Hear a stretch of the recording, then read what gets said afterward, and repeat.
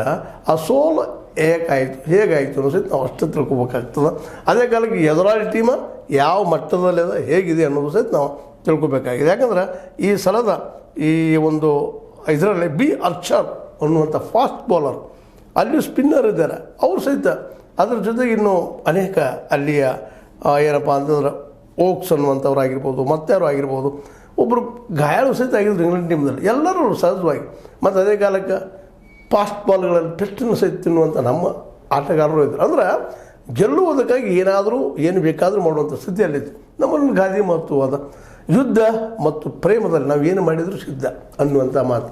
ಈ ನೆಲಗಟ್ಟಿನಲ್ಲೇ ನಮ್ಮ ಬ್ಯಾಟ್ಸ್ಮನ್ಗಳಾಗಿರ್ಬೋದು, ನಮ್ಮ ಬಾಲರ್ಗಳಾಗಿರ್ಬೋದು ತಮ್ಮ ಇಡೀ ಶಕ್ತಿಯನ್ನು ಪನಕ್ಕೆ ಹಚ್ಚಿದ್ರು ಅನ್ನೋದ್ರೆ ಎರಡು ಮಾತಿಲ್ಲ. ಹೀಗಾಗಿ ಈ 3ನೇ ಟೆಸ್ಟ್ನಲ್ಲಿ ಸೋತಿರ್ಬೋದು, ಆದರೆ ಮುಂದಿನ ದಿನಗಳಲ್ಲೇ ಮುಂದಿನ ಟೆಸ್ಟ್ನಲ್ಲಿ ಇನ್ನೂ ಉತ್ತಮವಾದ ಒಂದು ಆಟವನ್ನು ನಮ್ಮ ಆಟಗಾರ ಕೊಡ್ತಾರೆ ಅನ್ನೋಂಥ ವಿಶ್ವಾಸ ಇವತ್ತು ಮೂಡಿದೆ. ಯಾಕಂದ್ರೆ ಶುಭ್ಮನ್ ಗಿಲ್ ನಿಜವಾಗಿ ಒಳ್ಳೆಯ ಯುವಕ, ಒಳ್ಳೆಯ ಆಟಗಾರ, ತಮ್ಮ ಇಡೀ ಜೀವನವನ್ನು ಇದಕ್ಕಾಗಿ ಮುಡುಪಾಗಿಟ್ಟಿದ್ದಾರೆ ಅನ್ನೋಷ್ಟು ಮಟ್ಟಿಗೆ ಚೆನ್ನಾಗಿ ಆಡುವಂಥ ವ್ಯಕ್ತಿ. ಜಡೇಜಾ ಅನುಭವದ, ಅದರ ಜೊತೆಗೆ ಶುಭ್ಮನ್ ಗಿಲ್ ಜೊತೆಗೆ ನಮ್ಮ ರಾಹುಲ್ ರಾಹುಲ್ ಅವರಾಗಿರ್ಬೋದು, ಇನ್ನುಳಿದ ಆಟಗಾರರು ಆಗಿರ್ಬೋದು. ಒಂದು ಸ್ವಲ್ಪ ನಮಗೆ ಯಾಕೋ ಕರುಣ್ ಅವರು, ಕರ್ನಾಟಕದ ಕರಣ್ ಅವರು ಒಂದು ಸ್ವಲ್ಪ